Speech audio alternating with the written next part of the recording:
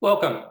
It's just gone 4:15 p.m. Thursday, the 19th of September, and you are watching episode 145 of Regional Wrap.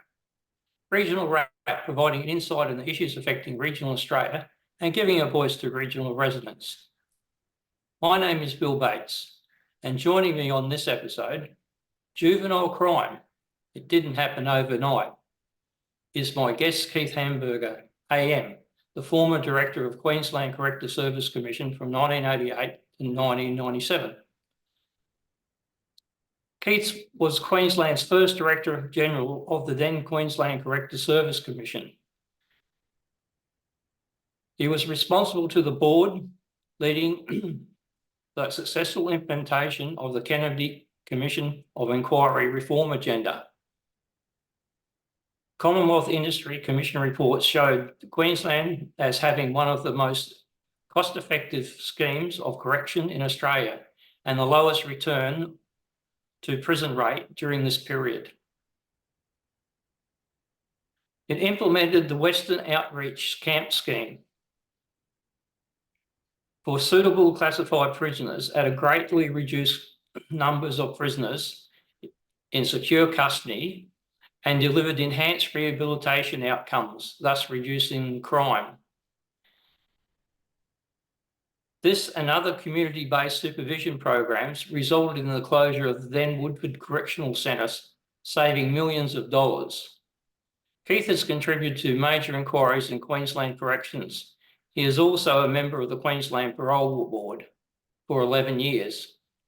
In 2000, Keith established Knowledge Consulting Pty Limited and has conducted corrections consulting projects throughout Australia, New Zealand, the Solomon Islands and Papua New Guinea. Since 2016, he has been working with the First Nations people in Queensland to develop a unique proposal to rapidly reduce their overrepresentation in Queensland prisons. Welcome, Keith. Thank you for having me. Well, it's good that you can give us your time, but you must admit the juvenile crime situation in not only just in Queensland, but throughout Australia has sort of ramped up in the last several years. There's got a situation now where in most regional towns, there's groups or Facebook pages or groups coming together to sort of highlight the issue and basically represent the victims of crime and that. But the government still doesn't seem to have been doing much to counter the problem. And a lot of schemes sort of be put up, but none of them seem to get a Guernsey sort of thing. And we're sort of still stuck in limbo. But you're engaged in programs and that. So if you could give us a bit of overview of the situation in regards to how you interpret it, as in the increase, and what's required to sort of get us back on track to reducing this crime. In your comments that you've just made, you've quite rightly touched on the fact that governments over a couple of decades now have not really addressed the real issue. And what they've done, particularly for juveniles, is keep applying the same old system of putting kids before the courts, processing them into detention centres, and then where they 90% of them actually become recidivists. Within 12 months, they're back in the detention centre again, and they just keep building more detention centres. So they say it's the definition of insanity when you keep doing the same thing over and over and hope to get a different result. And the sad fact is that if you look at Queensland or any state in Australia, there's been literature written about this. They call it the postcodes of disadvantage.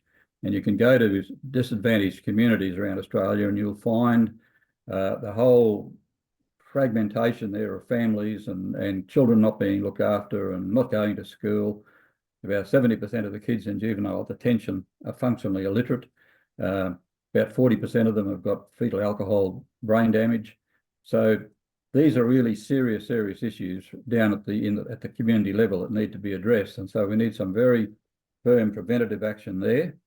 And for the children that are in that terrible circumstance and are offending, we need to have a whole different approach to the current model. what I've been pushing for, and I saw this over in Northern Europe in the early 1990s on a study tour that I did there with my then minister, Glenn Milner. And what has to happen at the moment in Queensland, the kids just get put before the court like an adult does, processed there and given some sort of sentence.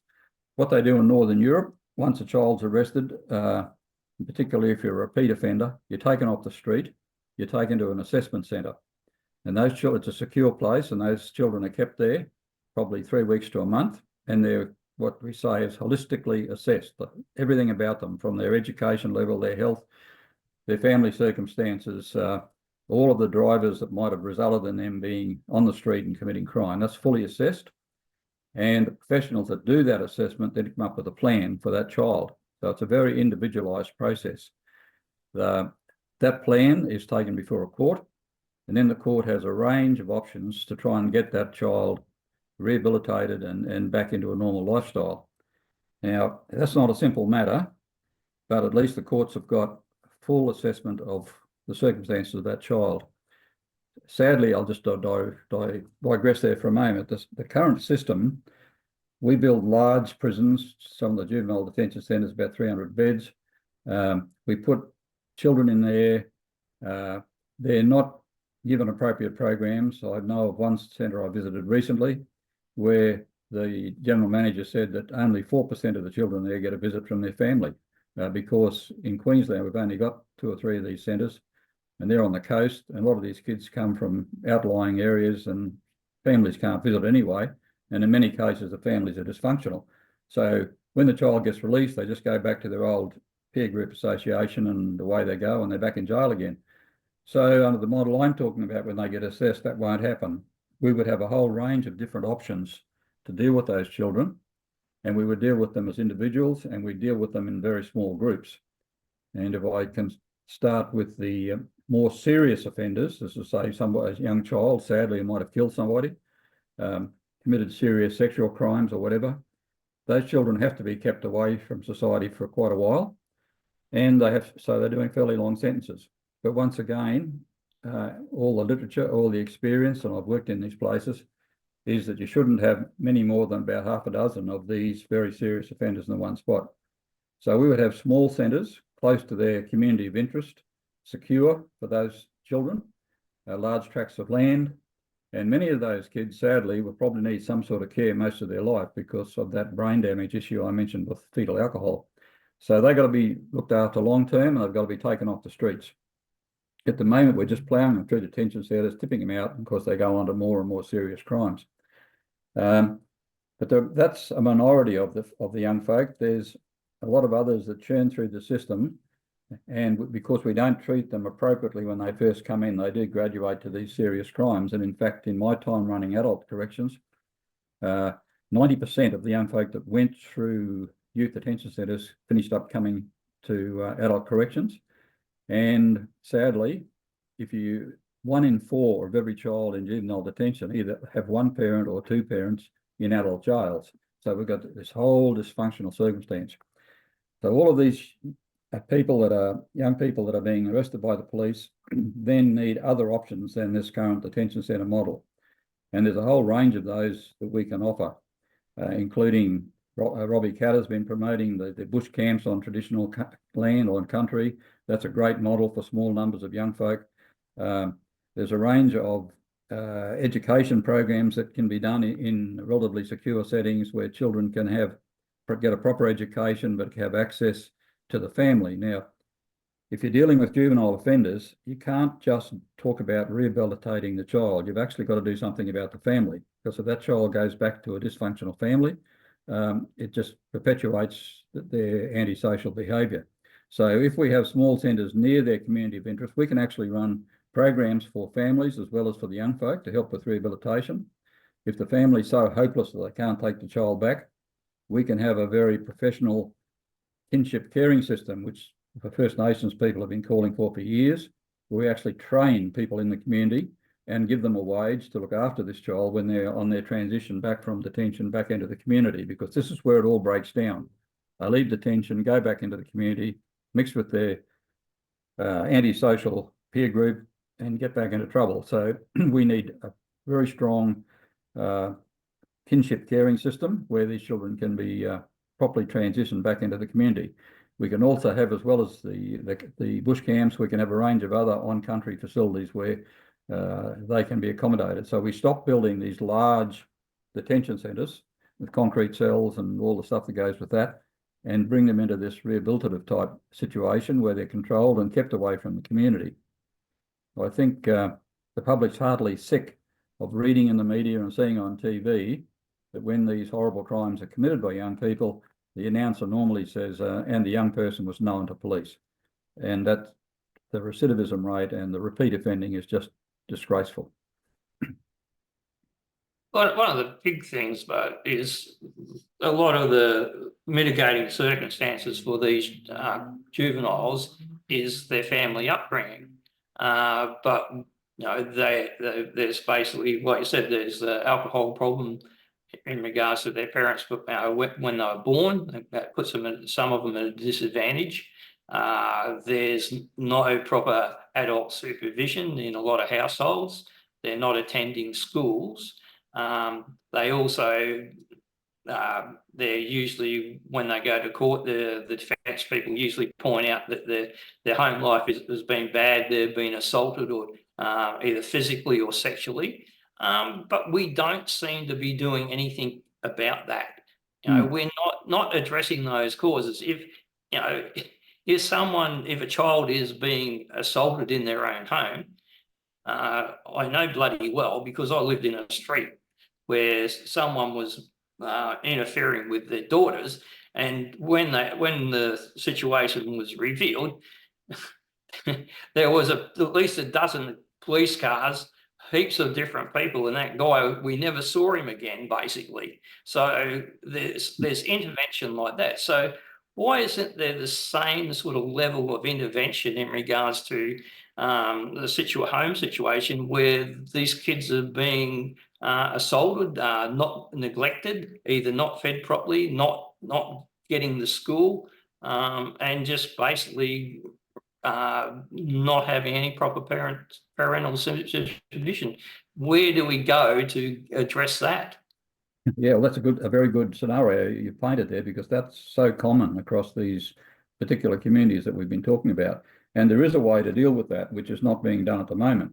What's happening at the present time is we've got what we call a siloed approach, where we have individual agencies working to going into that family, but nobody's looking at the whole thing holistically. And I would say that most of those families have 5 or 6 government agencies and some non-government agencies all trying to help or getting in the way of each other, really, but there's no thing to deal with that very horrible situation you've just described. The way to go about that is that we have to work from the community up. And I've been talking to some First Nations Shire councils about this, and there's an appetite out there to devolve the treatment of those sorts of families back to the community, to something like a Shire council or some other body in that region, to act, because they know those families. They know in the community who are the families that are causing all this strife and not looking after their kids. So we can put together a holistic program that deals with the families and the kids in the community, and we don't have individual agencies coming in from different directions. We have a full assessment done of that family, and then we have a whole range of treatment programs for the family as well as for the child. Because if we don't do that and keep going the way we're going, what you've just described just continues. The police are sick of it. They get called out all hours of the night trying to deal with this stuff, but there's nobody in there actually pulling that family into gear and working out the best way to deal with the kids and certainly make the children safe. It's got to be the first priority. Only way you can do that's at the family level, with authority devolved down. And I would suggest the local Shire Council is a good place to start with that, to get them to actually get involved in that, to employ the local people to be mentors and everything else that we need for those families. I know the emphasis on, because we're up here in North Queensland, that emphasis on Indigenous, but I spent most of my time in Victoria, and it's not, this problem isn't unique to Indigenous people. We've got socioeconomic communities, you know, with disadvantage. You've got the situation, if you go back to, like, I can pick out a couple of, like, Gippsland area of Victoria. In intergenerational welfare, there's no father at home. There's siblings born to different fathers in the same household. It's just a recipe for disaster. That's a problem in those low economic social zones. So that's another area that's got to address. It's not just Indigenous, but this situation didn't just happen overnight. It hasn't even just happened over the last 10 years. This is something that's been building up for about 5 decades, I think. I think you can trace a lot of this problem back right down to the Whitlam years when we came in with no fault divorce, and the start of breakdown of family values, sort of thing. Do you see a sort of a point in time where the situation changed in regards to where the adults were in charge and we all worked together to provide the best for all the children in our community? Because when I was a kid, there seemed to be a partnership between teachers and parents. In other words, if you got into trouble at school, and got back to your parents, you usually got a thumping. So there was that sort of partnership, and there was a lot of mutual respect between teachers and parents. That seems to have dissipated over time. Do you think there's a number of factors sort of that may allow this situation to manifest itself? Yeah, I do. And what you've said is correct. And I would probably say that all of this, certainly in my experience, started way back in the early 70s. They started to see society change in a big way. I started working corrections in 1974. And I grew up in a country town, and it was, like you said, quite an intact sort of community, and people helped each other. And the juvenile crime situation that we talk about now was kids blowing up letterboxes or something. It was nothing like this serious stuff that we... Yeah, it was mischievous Mischievous not stuff. Criminal. That's right, exactly right. And we've lost... I was one.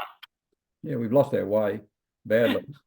And as I think it was Dr. Tony Vincent's written a book about this and talked about how we need to go community by community. And he's right, we've got to work from the community up and get that sense of community back.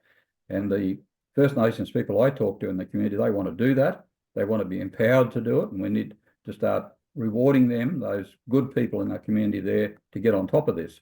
I mean, we've got money. If you look at the cost of building a prison cell in a high security prison, it's $1 million a cell, just for one cell. And that's because of all the paraphernalia of security around fences and, all the other stuff you have to build apart from cells. You divide it by the number of prisoners, it's $1 million a cell. I saw the other day where the new juvenile detention centre is going to cost something like $7 million a cell. Now, if you took 5 cells, $35 million, and started pumping that money into the community to reward good people there to look after these kids and do all sorts of things and bring about change at the community, we could do it so much more effectively, reduce crime, and the people in those communities are crying out to be empowered to do this, but we're not helping, and the family's broken down, and we've just not prepared to front that up and get in there and change it. Do you think also it's the state government's largely at fault because they're bloody lazy? They try to farm out responsibility to everyone else that they can, whether it's NGOs or whatever. You got this situation with resi care houses and that in regional towns like Townsville and Cairns, and it's really just a big feeding trough for NGOs that really, they've got no authority over the kids. They provide a bed and a room sort of thing, but there's no real care and no real responsibility, and that's something that sort of needs to go back into the arena of state government and its authority to actually manage these sort of the portfolio that you're talking about. Yeah, look, I won't disagree with that at all. I know somebody who's very well placed in the area of this out-of-home care stuff, and that system, according to that expert that I know, is completely broken. And the state government is still trying to do this sort of treatment through individual departments and paying public servants and everything else, and indeed, as you say, funding NGOs. And if you're talking about First Nations communities, many of those NGOs are not First Nations NGOs, they're sort of run by white folk.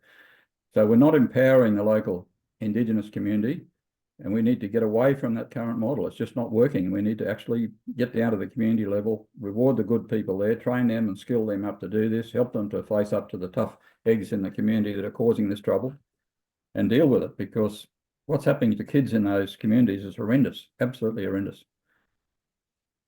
Well, that's what I'm saying. They don't face up to the problems within their own communities, and we're not sort of addressing it either. We're like, I don't know, are we too timid, or what's the issue? Because if you've got a situation where, like I said, if children are getting assaulted and things like that, there has to be proper intervention.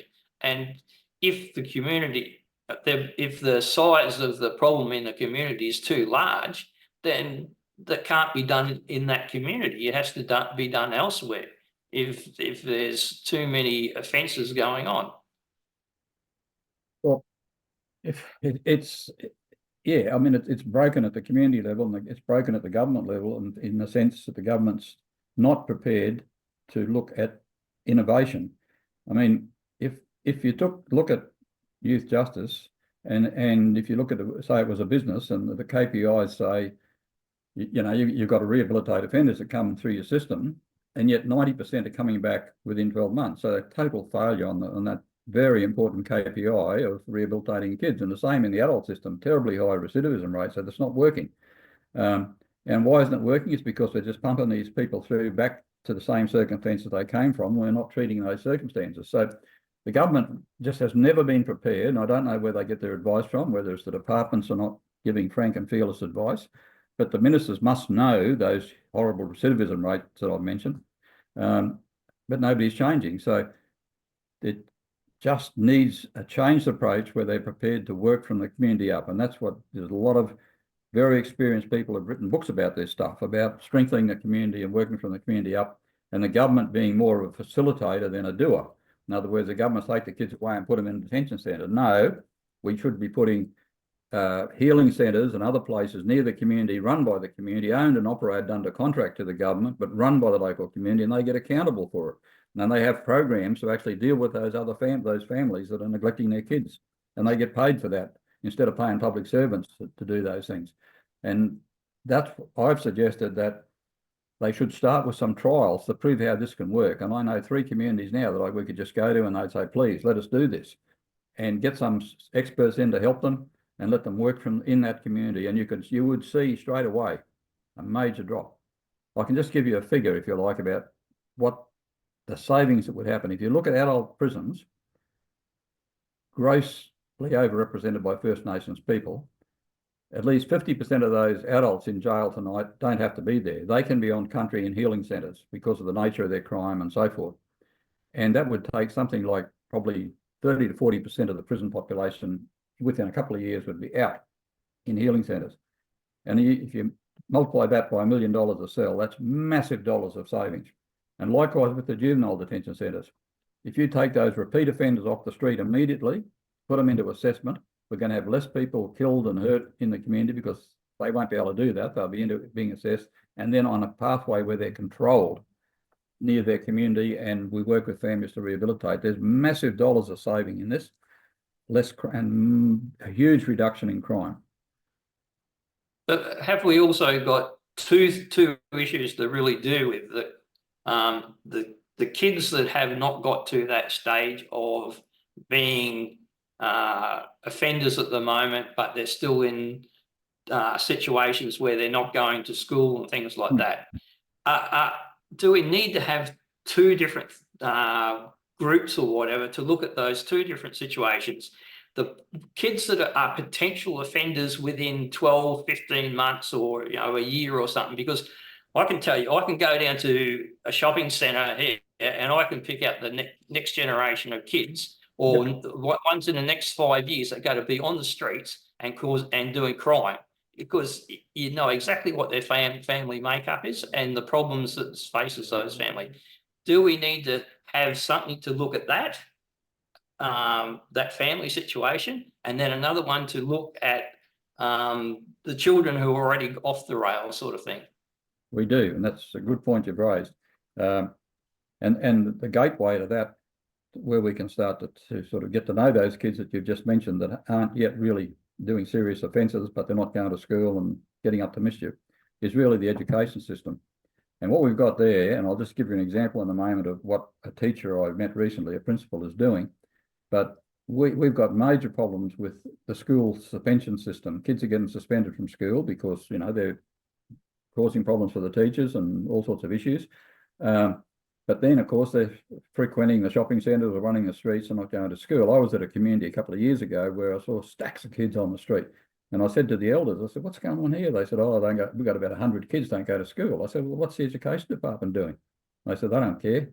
And that's the sort of thing that's happening. So we do need a different system for that group. And I was speaking to a school principal on one of these communities, I won't name the community, just recently. And he got there and he said the truancy rate was horrendous. And so what he did, he went round house to house to see the people, the family. And he said, in most cases, it was the mum. And he went there, he's a really good man, this fellow. He went there and said, look, I'm come to see you because, you know, young Johnny's not at school. And he said, oh, I think I failed him because he said, obviously, you know, he doesn't want to come here. And anyway, the mums invariably would say to him, well, we can't control him either. So we're failing as well. So what he's done, he's worked out a more inclusive way to get those kids to school. He said, well, look, if we can get him to school for a couple of days, he said, I won't put him in a normal classroom. We've got this place where we can do all these activities, and he's got a whole range of stuff set up.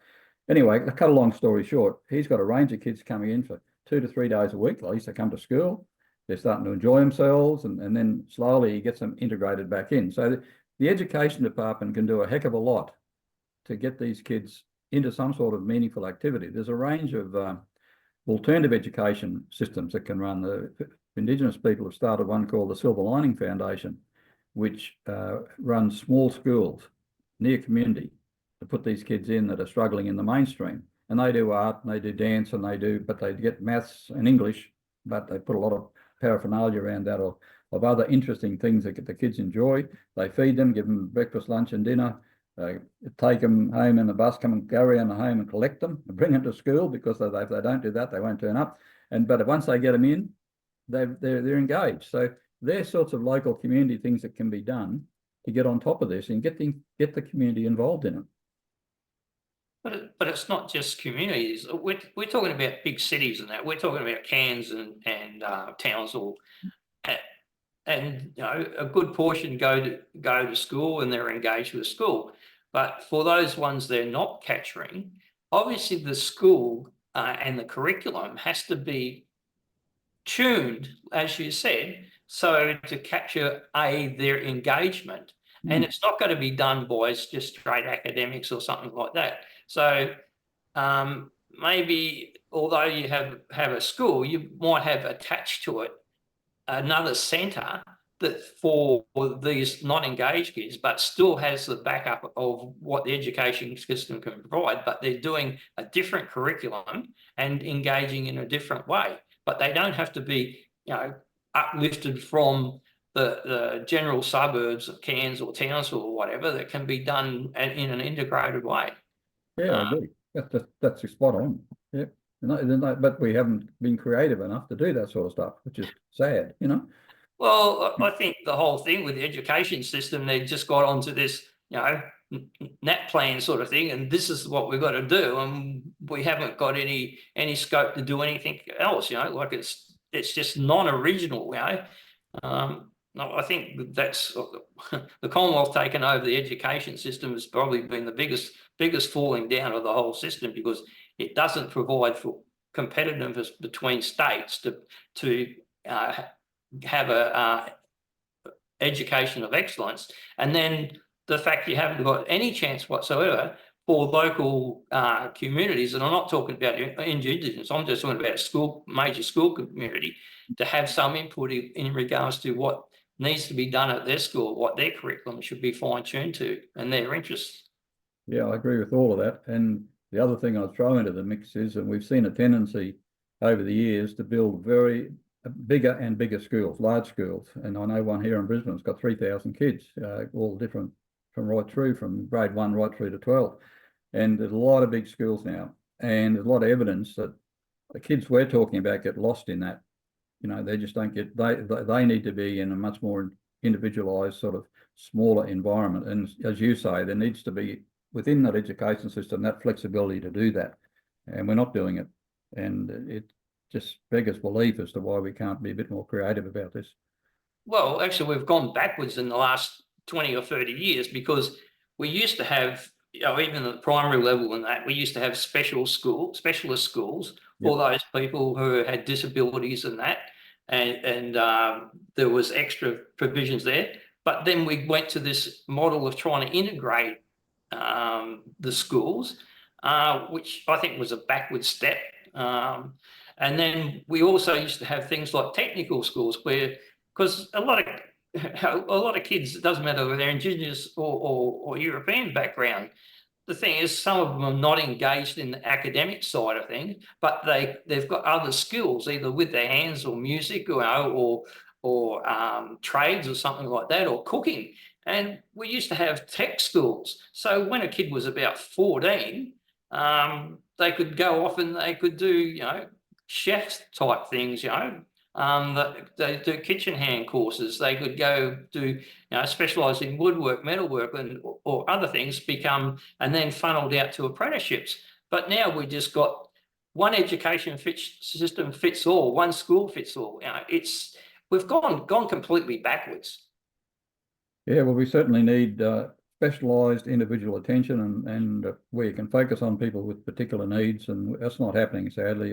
Whatever, I know there is a lot of variety across the education department. I don't claim to be an educational person authority on this, but what you're saying is getting specialised centres for these young folks where they can get engaged and interested.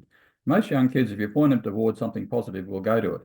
But if they get caught up with the wrong crowd and get pointed to something that's not so good, they'll go for that as well. So you've got to make sure you get them into positive things. And I saw some good stuff on that in Northern Europe when I was over there, about how they had special situations for those sort of kids to get them away from the bad peer group into a good peer group, doing something they enjoyed doing. Well, I also noticed with the Indigenous system and that, there's education systems where kids can get scholarships and go on board at you know, like they might come from Kanyama or something like that, but some get scholarships and go down to Townsville and board at a school there, get an education. Do you think we probably need, I know this attachment to country is a big thing, but do you think there's also an opportunity for, you know, even public schools to have boarding sort of situations where kids from remote areas can come in and they do the good portion of their schooling in a major town or city, you know, and that doesn't even have to be in the state, you know. They can get a scholarship to some South Australian school or something, a large school. Do you think there's those sort of things that, you know, would be a benefit as a goal for at least some of the Indigenous students and some of the Indigenous kids in the communities? Yeah, it can be. And I think the one thing we have to watch in that is that when you take, depending on the age of the first child and everything else, you've got to make sure you can maintain connection to family. And even if it means that you can get mum to be funded to come and visit regularly and things like that, so the child doesn't lose contact with family, or the child can get back to you know, to the local community throughout it all. We just don't want to take kids out and sort of relocate them and they lose ties with family and community. But no, we're not talking about that. We're talking about, you know, but where you know, they go back home, and they also, there's facilities within those boarding schools where parents can come down and stay there for. So I think, I mean, we've got to be innovative. Yes. I mean, it costs things, but, you know, the crime's costing us fortune. But what about the situation too, that we've got to a situation with some kids just, you know, there's not going to be an easy way to save them, and there needs to be the more drastic sort of intervention. We've had a situation in Cairns just recently. There was a vandalism exercise thing onto one of the trains that runs up the Savannah that was damaged. And for some reason, on the same night of that, which they didn't report, there was $250,000 damage done to cars in a car rental place just adjacent to that. So it was more than like the same people. Now, $250,000 damage by a couple of kids at night, right? What sort of insurance premiums is that business going to be hit with? And B, won't it also impact on the businesses of every car dealer and that as well in the town? And then every citizen. I mean, we've got a ridiculous issue. Now, a couple of kids do $250,000 worth of damage, and what's the answer for something like that? I mean, you can't just sort of, just send them to the court, spin it over again. There doesn't seem to be any justice for victims. Where do we differentiate looking after the problem kids and then some justice for the victims? Yeah, well, that's what I go back to what I said earlier, that all those kids that did that most likely were repeat offenders. They've probably been before the court before, but under the model that I've been talking about is we take them off the street, we get them assessed, and then we get them into a controlled pathway, whatever it might be. So those kids would not be out there doing that again. They would not be. Once they're before the police for any crime, for the court, they go into this assessment process, and then it's a controlled thing. And under the model that we put up is that the court continues to supervise that. They get reports back from whatever the process they've been put into as to how that child's going with their rehabilitation, and the court can then ratchet it up or down depending on how the kid's performing. But once they come to the notice of police under the model I'm talking about, we keep them under a controlled system and keep them off the street, because time and time again they go out, either it's on bail or they have a short stint in detention, they're out and they do the horrible thing that you've just said and causing all that damage, etc. And if we trialled some of this in a few communities, you would see the crime drop, and then we'd see the expenditure in the criminal justice system drop, and we could expand and roll this thing out across the state. And within 3 years, we'd have a totally different picture out there to what we've got today. So the thing is, really, we have to at least start designing and building these facilities that are going to handle this.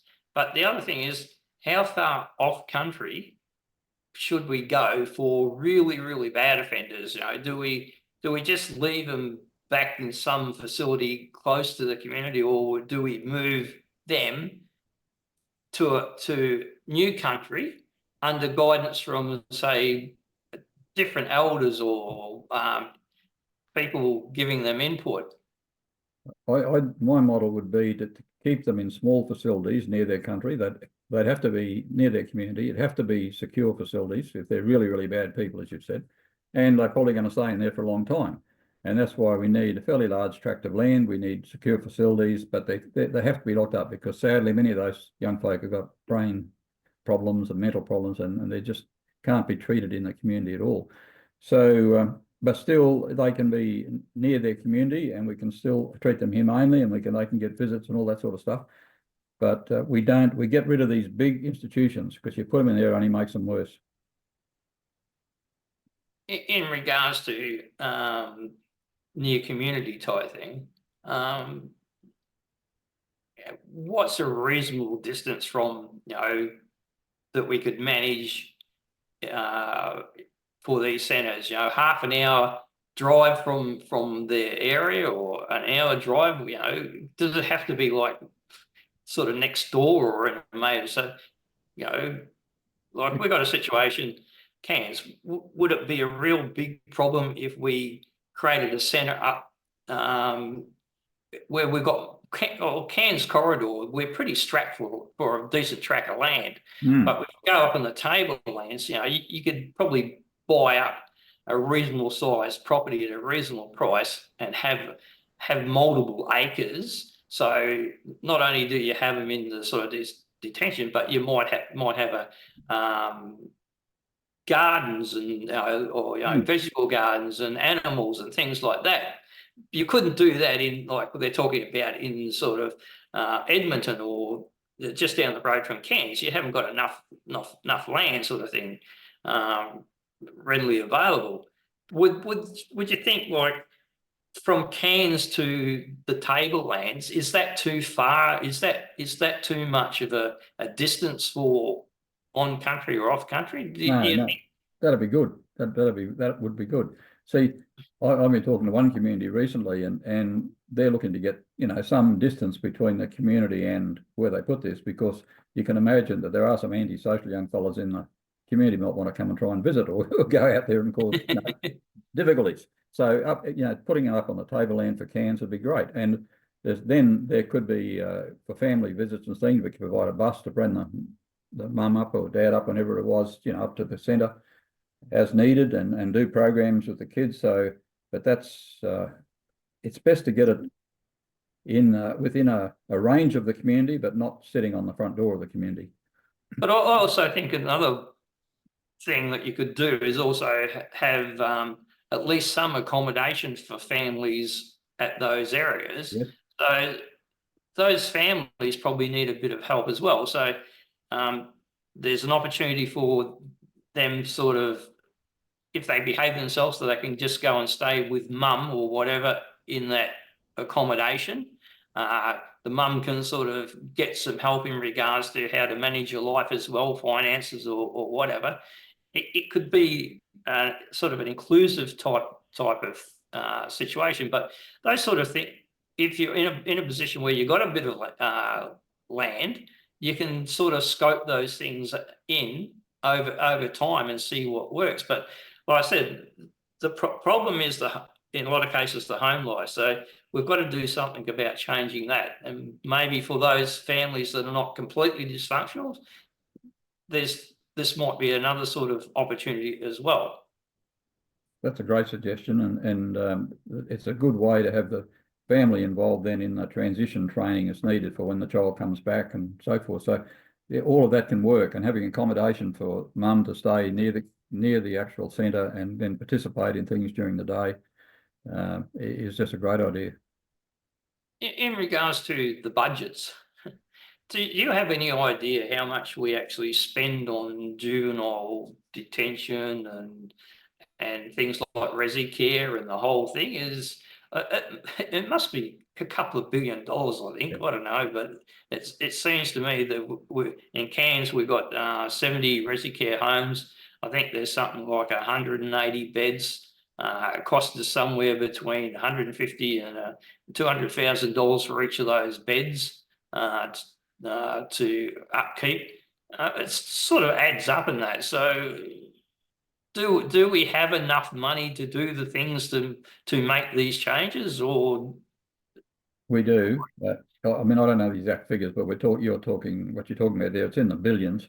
And there's a thing called justice reinvestment, where if you actually invest into this new stuff that we're talking about, you've got to put some money in to get it going.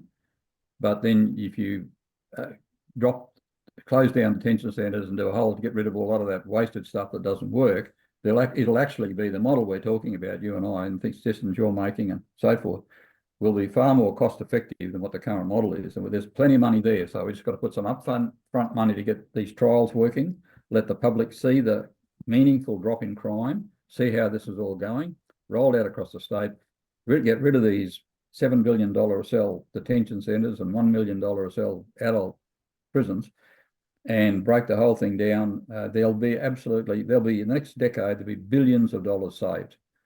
So it's not money, it's going to save money. So how do we make the politicians and the departments get off their butt and sort of actually engage and come up with a proper plan that they're willing to sort of invest in? Because I don't know, the public's pretty well frustrated with things. They don't see any light at the end of the tunnel.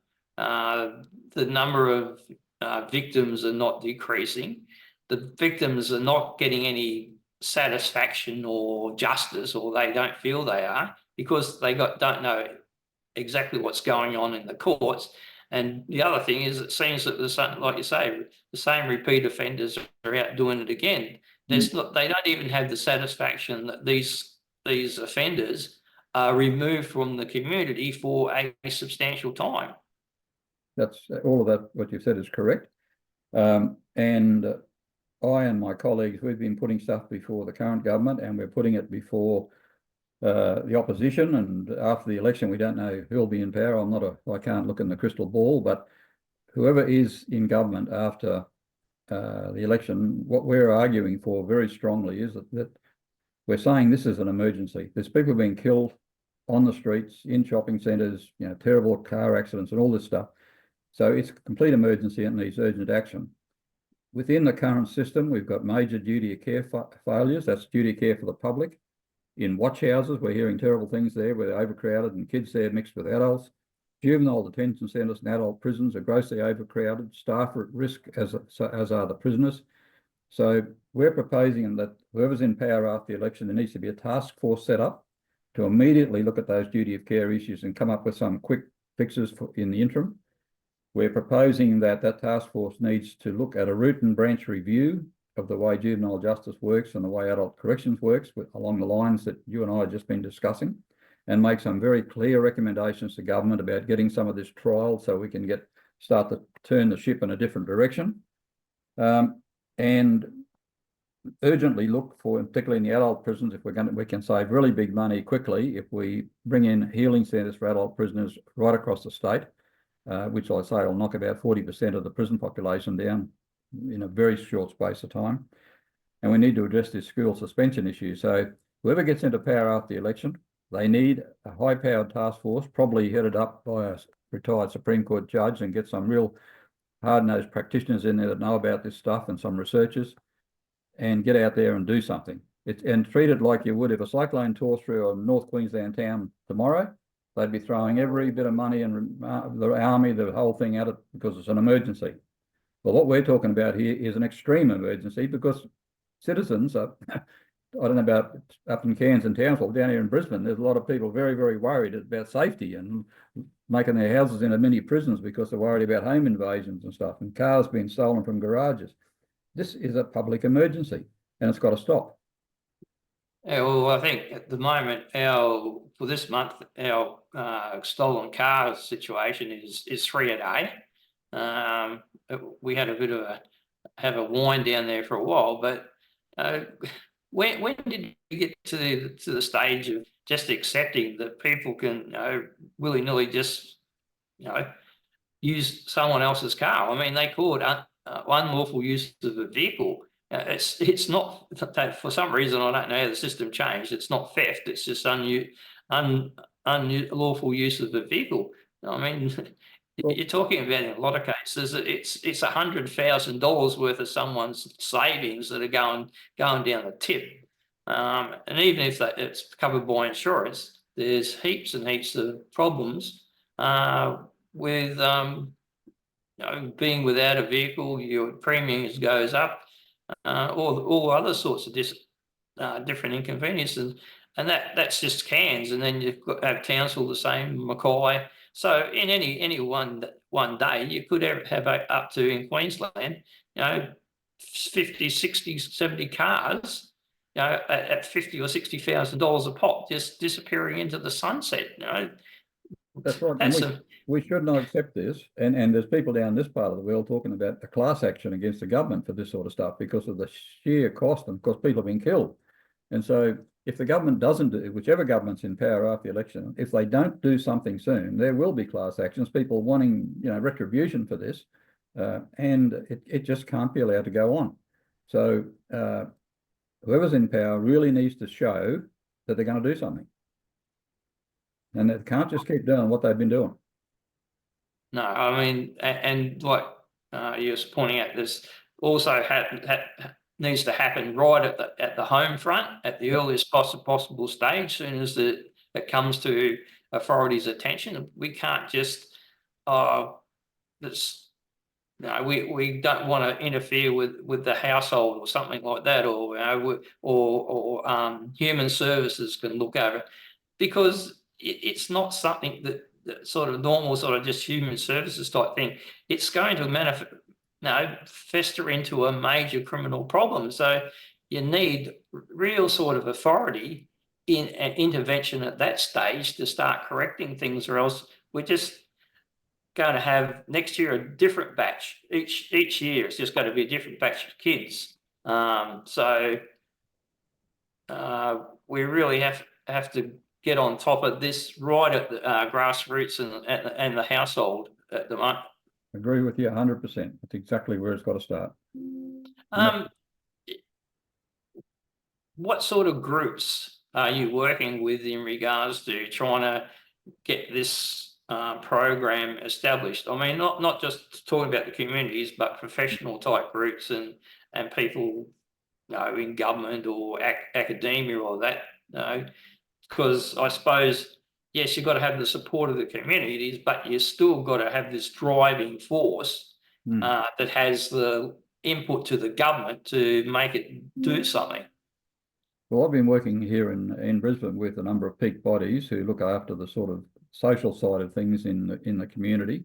They're 100% in support of what you and I are talking about. We've been doing submissions to the government now for some time on this. We've actually met personally with the Director Generals of Youth Justice and the Commissioner for Corrections and talked about this, trying to get recommendations to go to the ministers. I've met with the current Premier twice now, talked about this. I met with the previous Premier, appeared before parliamentary committees down here on youth justice, etc., putting this forward. But we just have not been able to get traction. And so we actually last week sent out a letter to every parliamentarian setting out these sorts of issues that we are looking at commitments, trying to get commitment before the election. And we've given them till the 8th of October to give us a response from each party, because we want to publicise what they say in relation to the things that we've put up. Because we hope that some of them, both sides of politics, this requires support across the parliament. They shouldn't be arguing with each other over who's tougher on crime or whatever. They should be talking about effective solutions. And that's what we want to see happen before the election. And then hopefully after the election, they will finally start, whoever's in power will do something about it. Do you think another problem is the fact that as time's gone on, we tolerate bad behaviours so readily? The school teachers complain now that their life is hell because of lack of discipline in the schools.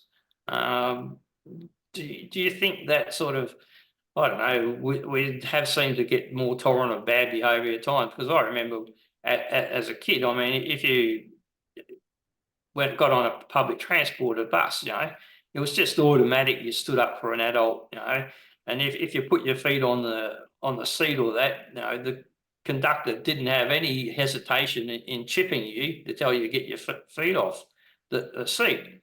Do you think adults have, basically surrendered a lot of their, control over time? Yeah, I think there's something in that. And I guess I got a bit of a jaundiced view from working in prisons and seeing a lot of bad people for a lot of time, a lot of years. But I would say, to try and get some balance to it, that the majority of people in our community, thank goodness, are decent people and got respect and courtesy. But I take your point. There is a growing subculture where the sort of bad behaviour is, they're getting away with it. And I don't think the system knows how to quite cope with that. And we're sort of backing off and all sorts of things are not working. And that's one of the part of that is these big institutions I mentioned earlier, where you get 2,000 kids and 3,000 kids in a school and 1,000 kids. And you can just imagine how hard that is for any principal and a group of teachers to try, if there's a cohort in there that are difficult. And I've looked at the theory of administration, and they say that if you've got an organisation, you've got 30% of negativity in there, that's too much. Once you get over 30%, you lose control. And our society, sadly, is getting I don't know what the percentage is, but there's a big subculture now of very anti-social people. And we need to get on top of that. Yeah, I think that's one thing we really have to address, and whether it's, we really have to return authority to the adults or something, and people need to make some firm decisions or have set firm boundaries on behaviour. Yeah. If we don't do that, I mean, kids will always test the boundaries, and it doesn't matter how young they are, basically. And that there's those individuals, who are sort of more reasonable type thing. But then if you get a willful child, they will test the boundaries. So if you're not going to set those boundaries fairly tight, they just keep pushing and pushing and pushing. So if we're not prepared to draw the line, we're going to be dealing with bigger and bigger problems with more and more willful children as we go along. That's true, and they've set the boundaries, and we've got to deal with it firmly but humanely. And most kids will respond to firm and humane treatment, and we can get on top of it. But we're certainly stumbling around at the moment in the dark, I think, the way we're going. Yeah, well, I think that's the big problem. There's probably too many fingers in the pie at the moment, pushing around. We probably just need one overall authoritative body to deal with the problem, and then use the resources accordingly. Yeah, well, back in 2019, the Queensland Productivity Commission did a report into imprisonment and recidivism in Queensland, and they pointed to the point you just made about the breakdown between agencies on dealing with this sort of crime problem. And they talked for a more holistic approach and a cross-agency type thing where somebody took control of this from the centre, if you like, and brought people together to deal with it. And that's never been, the government didn't pick up on that either, sadly. Okay, I think we've done this issue, but if you'd just like to give us a bit more as a synopsis of what you're doing over the next couple of months before the election, and then what sort of opportunities you think after the election you'll have to present a way forward. Okay, Bill, I'll be happy to do that. It's been good talking to you. Thank you very much. Okay, then, look, thanks very much. I really appreciate it. If you could just stay on the line for a sec, I'll just introduce next week's show and have a quick chat off air. Thank you. Thank you, Keith. Thank you for your time. If you enjoyed the show, please like, share, and subscribe to our Facebook page and subscribe to our YouTube channel. Join me next week. We'll be back on a normal Wednesday night, and I'll be speaking with Richard Davies. He's the chair of the Libertarian Party, and we'll get a bit of an overview of what they're about and their way forward in the state election and the federal election after that in Queensland. So please join me next Wednesday evening. Thank you.